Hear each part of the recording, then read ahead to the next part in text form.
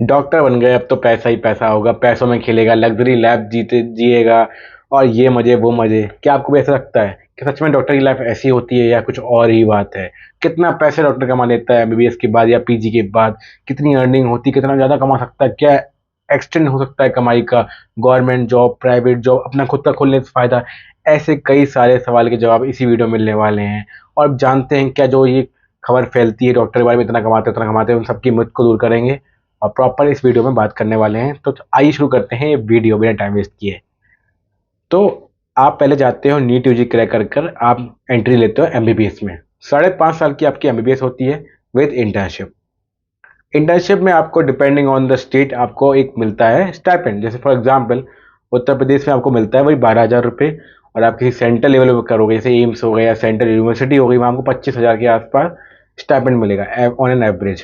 तो स्टाइपेंड तो यहाँ पर खत्म हो गया। उसके बाद कहीं कहीं स्टेट में क्या होता है, बॉन्ड सर्विसेज होती हैं। जैसे कि आप उत्तर प्रदेश में काम करते हो तो आपको 2 साल का बॉन्ड करना पड़ता है। तो वहाँ पे आपको लगभग 70 से 80,000 या 90,000 तक, डिपेंडिंग ऑन द कि बॉन्ड में भी आपने कौन सी कैटेगरी चूज की है। नॉन पीजी जेआर हो, आप क्लिनिकल जेआर हो या फिर डेमोन्स्ट्रेटर हो, इनमें से कौन सा चूज किया उस हिसाब से आपको पेमेंट मिलता है। 95,000 तक जा सकता है और वही 60-70 से स्टार्ट होता है। तो ये आपकी मंथली अर्निंग होती है एज अ जेआर या फिर नॉन पीजी जेआर, जो भी आप जहाँ भी रूरल एरिया में बॉन्ड लेते हो या किसी मेडिकल कॉलेज में। तो बॉन्ड से यहीं से स्टार्ट हो गया। कुछ लोग क्या करते हैं, बॉन्ड के बाद पीजी नहीं करते हैं तो वो as a medical officer join कर लेते हैं कहीं पर भी, जिस जहाँ भी उन्हें सही लगता है। तो उन मेडिकल ऑफिसर की भी जो यूपी, मैं बात करूंगा उत्तर प्रदेश की, ठीक है। तो उत्तर प्रदेश में उनकी भी जो सैलरी होती है वो अराउंड 80,000 समथिंग होती है ऑन एन एवरेज। ये तो हो गई सैलरी की बात। अब मान लो कि आपने किसी एमबीबीएस के बाद ही आपने कोई गवर्नमेंट सेक्टर चूज ना करके प्राइवेट सेक्टर चूज कर लिया। तो अगर आप जैसे दिल्ली जैसे शहर में जाते हो तो वहाँ पर आपकी सैलरी एमबीबीएस करने के बाद भी 1 लाख हो सकती है, 1 लाख से ऊपर भी हो सकती है, डिपेंडिंग ऑन द स्किल और आप कौन से हॉस्पिटल में अपने आप को अटैच कराया है। कुछ कुछ लोग क्या करते हैं, कॉन्ट्रैक्ट पे काम करते हैं, 6 घंटे इस हॉस्पिटल में, 6 घंटे उस हॉस्पिटल में, या 3 घंटे इस हॉस्पिटल में। या कोई कोई लोग क्या करते हैं, 6 घंटे पर्टिकुलर एक हॉस्पिटल में अपना डे टाइम लगवा लेते हैं और 6 घंटे का नाइट नाइट ड्यूटी लगवा लेते हैं किसी और दूसरे हॉस्पिटल में। तो कॉन्ट्रैक्ट बेस पे काम करते हैं, तो वो लोग भी लगभग 1.5 लाख कमा लेते हैं मंथली सिर्फ एमबीबीएस करने के बाद भी। तो ये भी लोग करते हैं, पर ये बड़े शहर में ही पॉसिबल है जहाँ मल्टीपल प्राइवेट हॉस्पिटल्स अवेलेबल हो। तो ये हो गया सिर्फ एमबीबीएस करने के बाद। अब जो कि बहुत मैंडेटरी हो गया है कि पीजी करना है। अब आपने मान लो एमडी एमएस कर लिया किसी क्लिनिकल ब्रांच में, तो आप जैसे ही, अब क्या होता है, जैसे आप एमडी एमएस करते हो तो आप पढ़ते भी हो, पढ़ाते भी हो और वर्क भी करते हो और आपको सैलरी भी मिलती है। फॉर एग्जाम्पल उत्तर प्रदेश में आप जाओगे तो आपको 1 लाख प्लस मिलने लगता है पीजी में ही। पीजी फर्स्ट ईयर में जब जाते हो फिर आपको काम भी बहुत, लेकिन काम भी काफ़ी सारा करना होता है। मतलब आप पढ़ भी रहे हो, अपने एमबीबीएस वाले बच्चों को पढ़ा भी रहे हो, पोस्टिंग भी करा रहे हो, नहीं खुद भी कर रहे हो, सीख रहे हो, तो काफ़ी लोड होता है। तो उस हिसाब से 1 लाख थोड़ा मिलता है ज़्यादा, पर वो थोड़ा सा मैं कहूँगा कमी है। पर ये भी डिपेंड करता है कौन सी ब्रांच है। कुछ ब्रांच में ज़्यादा मिलता है, रेडियो में हो गया काफ़ी ज़्यादा सैलरी है, मेडिसिन में काफ़ी सैलरी है, तो उनमें थोड़ी ज़्यादा होती है, किसी किसी में कम भी होती है, डिपेंडिंग ऑन द ब्रांच कौन सी आपने चूज़ की है। तो ब्रांच का बहुत यहाँ मैटर करता है। तो आपने मान लो एम डी एम एस कर लिया, अब आप चले गए करके, तो वहाँ से आप बनोगे एस आर, सीनियर रेसिडेंट, ठीक है। तो वो एक तरह से बॉन्ड पीरियड करना होता है, वहाँ पर भी आप बॉन्ड करते हो, तो वहाँ पर भी आप लगभग 1.5 लाख कमाते हो एस आर। लगभग लगभग 1,20,000 से 1.5 लाख के बीच में आप अर्निंग करते हो as an S R, senior resident. ये भी मैं कहूँगा स्टेट और ब्रांच पे डिपेंड कर रहा है, फिर से कहूँगा कि मैं बता रहा हूँ ऑन एन एवरेज, ठीक है। अब आपने एस आर कर लिया, फिर आप क्या बनोगे, गवर्नमेंट सेक्टर में ही मान लो जाते हो आप आगे, तो आप फिर बनते हो assistant professor, associate professor, professor. तो ये सब आप करते करते आप लगभग 2 ढाई 3 लाख कमा सकते हो मंथली। आप बन जाओगे प्रोफेसर तो आपको 2 ढाई lakh something on an average monthly मिला करेगा ऑन बीइंग प्रोफेसर।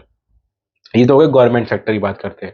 अब बात करते हैं, मान लो आप प्राइवेट सेक्टर में कंटिन्यू करना चाहते हो कि आपने कर ली एमडीएमएस, तो यहाँ पर भी बहुत डिपेंड करता है कि कौन सी ब्रांच थी आपकी। कहीं कहीं में देखा है मैंने कि 5-5 लाख महीने का ऑफर मिलता है कुछ डॉक्टर्स को, ऑर्थोपेडिक सर्जन है इन लोगों को, या कार्डियोलॉजिस्ट जो होते हैं, बड़े बड़े हार्ट सर्जन होते हैं उनको। इवन एनेस्थीसिया को देखा है मैंने, एनेस्थीसियस्ट जो होते हैं उनको 5-5 लाख मंथली सैलरी मिलते हुए देखी है मैंने। तो वो डिपेंड करता है आपका स्किल और आपकी ब्रांच कौन सी थी वहाँ, और आप कहाँ पे काम कर रहे हो। तो प्राइवेट सेक्टर में अर्निंग बहुत ज़्यादा हो सकती है, बहुत ज़्यादा हो सकती है, मतलब 5 6 7 10 लाख तक पर मंथ आप कमा सकते हो बिना अपना हॉस्पिटल खोले हुए। ये भी बात देख रहे हो आप। कुछ कुछ लोग मैंने ऐसे देखा है कि वो भी वही करते हैं, कॉन्टैक्ट पे, अपना कुछ भी हॉस्पिटल नहीं है, 2 घंटे एक सर्जरी यहाँ करी किसी हॉस्पिटल में, एक सर्जरी किसी और हॉस्पिटल में करी, एक किसी और हॉस्पिटल में की, और उन्होंने अपना सैलरी डिवाइड कर ली, मतलब इन शॉर्ट की हॉस्पिटल से कॉन्टेक्ट करके उन्होंने अपना इनकम निकाल लिया। तो वो भी आराम 10-12 लाख कमा लेते हैं मंथली। और फिर ये भी है कुछ, अगर आप इसकी स्किल्स नहीं है, आप नॉर्मली काम करते हो, तब भी आप 2-2.5 लाख तो कमा ही लेते हो मंथली, मिनिमम है ये, आफ्टर डूइंग MD MS। तो इनकम तो काफ़ी है, बट स्टिल यहाँ पे काम बहुत करना पड़ता है। जब आप नए नए डॉक्टर बनते हो, नए नए निकल के आते हो, MD MS करके आते हो, तो काम ज़्यादा मिलता है कंपेरेटिवली, पैसे काम बहुत होता है। तो ये पैसों को मैं नहीं करूँगा। फिर बात करते हैं कि आपने मान लो अपना ही खोल लिया, अपना इंस्टीट्यूट खोल लिया, अपना हॉस्पिटल खोल लिया, तो उसकी बहुत वैरायटी है कि आप वही 1-1.5-2 लाख से कर सकते हो, और जा सकते हो कहीं बहुत लंबा, 25-25 लाख लोग कमा लेते हैं महीने में। मतलब उनकी एनुअल सैलरी जो होती है, ऐसे लोग देखा है मैं, एनुअल सैलरी भी होती है, सैलरी की आपने होती कमाई, वो 1-1 करोड़ या उससे ऊपर की कमाई होती है।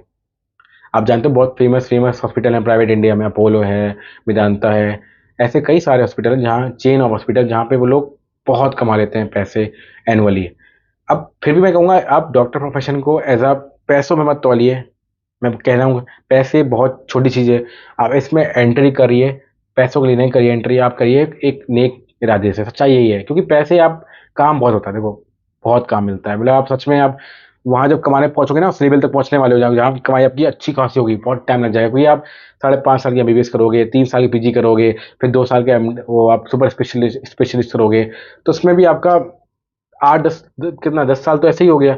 अब 10 साल में आपको ड्रॉप्स भी लगेंगे, 8 साल हो, ये भी हो सकता है, बहुत परेशानी हो जाए, कुछ भी हो जाए, काफ़ी कुछ हो सकता है। तो कोई गारंटी नहीं होता कि क्या होने वाला है, कैसे होने वाला है, तो काफ़ी मेहनत लगती है। तो सबसे पैसे बहुत कम है, आप लाइफ बचा रहे हो एक, तो आपका टारगेट ये होना चाहिए कि मुझे एक नॉर्मल प्रोफेशन है, मुझे यहाँ पे सिर्फ इसलिए आना है ताकि मैं लोगों की मदद कर पाऊँ, ज़्यादा से ज़्यादा लोगों की मदद कर पाऊँ, इवन ऐसे लोगों की जो लिटरली केपेबल नहीं है पैसे देने के लिए। ये ख्याल आपके दिमाग में होना चाहिए अगर आपको MBBS करना है, तो आप सक्सेसफुल होंगे। बट आप ये सोच के आए हो सिर्फ मैं कि पैसे कमाऊंगा, मैं पैसे कमाने के लिए आया हूँ, तो आप बहुत सोच रहे हैं यार पैसे कमाने के लिए। आप IIT कर लो, आप B.Tech कर लो, वहाँ पर आप जल्दी कमाने लगोगे, आप 22-23 साल में आप कमाने लगोगे अच्छी खासी अर्निंग। यहाँ पे आपको लग जाएगा काफ़ी टाइम कमाने में, क्योंकि ये फील्ड बहुत लंबा है। इवन पढ़ाई आपकी कभी खत्म होगी नहीं, पढ़ाई अभी हमेशा चलती रहेगी इस फील्ड में, आप हमेशा एक स्टूडेंट ही रहोगे इस फील्ड में, चाहे JR रहो, चाहे SR रहो, चाहे ये भी MBBS भी रहो, सब आप स्टूडेंट ही रहोगे, सब में आप स्टूडेंट ही कहलाओगे। पैसे भी मिलेंगे बट काम बहुत मिलता है। मैं क्या कह रहा हूँ, किसी भी डिग्री की फर्स्ट ईयर, चाहे MBBS फर्स्ट ईयर हो, चाहे वो MSMD का फर्स्ट ईयर हो, चाहे वो इवन SS का फर्स्ट ईयर हो, सुपर स्पेशलिटी का, वहाँ पर बहुत काम मिलता है, थक जाते हैं लोग। आप सुन रहे हो ना आजकल सुसाइड कितने बढ़ गए हैं, इवन MBBS में, MD MS में, क्योंकि वो लोग टॉलरेट नहीं कर पा रहे, इतना टॉक्सिसिटी बढ़ गया है, टॉक्सिक लाइफ हो गई, वर्क लाइफ बैलेंस नहीं हो पा रहा है। तो मैं आपको बीवेयर करूंगा, बी वेयर अबाउट इट, कि अगर आप पैसे सोच के आ रहे हो तो मत आइए MBBS में, प्लीज़ मत आइए, परेशान हो जाओगे, शायद छोड़ने मन करेगा बीच में आपका। लेकिन आपका नोबल प्रोफेशन है कि आपको कि हाँ मुझे लाइफ बचानी है, लोगों की हेल्प करनी है, ये सोच के आ रहे हो, तो डेफिनेटली MBBS आपके लिए ही है, आपको आना चाहिए यहाँ पर। एक और इम्पोर्टेंट बात जो मैं इस वीडियो में कहना चाहता हूँ, जो आपको जानना चाहिए, कि MBBS एक ऐसा प्रोफेशन है जहाँ आप लाइफ तो बचाते ही बचाते हो, पर आपको एक डेकोरम भी मेंटेन करना चाहिए, क्योंकि आप एक डॉक्टर होने वाले हो, तो आपकी कुछ लिमिटेशंस भी होती हैं, कुछ आपको रूल्स फॉलो करने होते हैं, डिसिप्लिन चाहिए होता है। डिसिप्लिन आपकी लाइफ में नहीं है तो आपको डॉक्टर बनने की कोई ज़रूरत भी नहीं है, ये सच्चाई है, डिसिप्लिन लाइफ में लाना पड़ेगा आपको। और इवन इस वीडियो में कई और बातें भी कर सकता हूँ जो कि शायद मुझे नहीं करनी चाहिए, या आप मुझसे पूछ सकते हो इंस्टाग्राम पे मेरे आके, और डाउट्स हैं, क्योंकि मैं वो सही नहीं लगता ना कि एज अ डॉक्टर को आप पैसे से तौल रहे हो, तो इतना बताना डिटेल में सही नहीं रहता। तो मैं इस वीडियो को यहीं पे ख़त्म करना चाहता हूँ। मैं आपसे ये भी कहूँगा कि आप इस वीडियो को शेयर करो और चैनल को सब्सक्राइब कर लो। मैं ऐसे कई सारे इन्फॉर्मेटिव वीडियो लाऊंगा आपके लिए जो आपकी बहुत काम आएंगी। और आप कमेंट भी करो कि आपको कौन सा मेडिकल कॉलेज मिल रहा है इस साल, क्योंकि काउंसलिंग चल रही है, और मैं देख रहा हूँ कि लोगों को बहुत सारे मैसेज आते हैं मेरे इंस्टाग्राम पे, मुझे ये कॉलेज मिल गया, वो कॉलेज मिल गया, और मैं सबको रिप्लाई भी कर रहा हूँ, जितना हो सकता है मैं रिप्लाई करने की कोशिश कर रहा हूँ। टाइम नहीं होता है फिर भी रिप्लाई कर रहा हूँ, मैं वीडियो बना रहा हूँ आपके लिए ताकि आपकी हेल्प हो जाए। फिर मिलते हैं किसी और वीडियो में किसी और टॉपिक के साथ, तब तक बाय बाय, टाटा।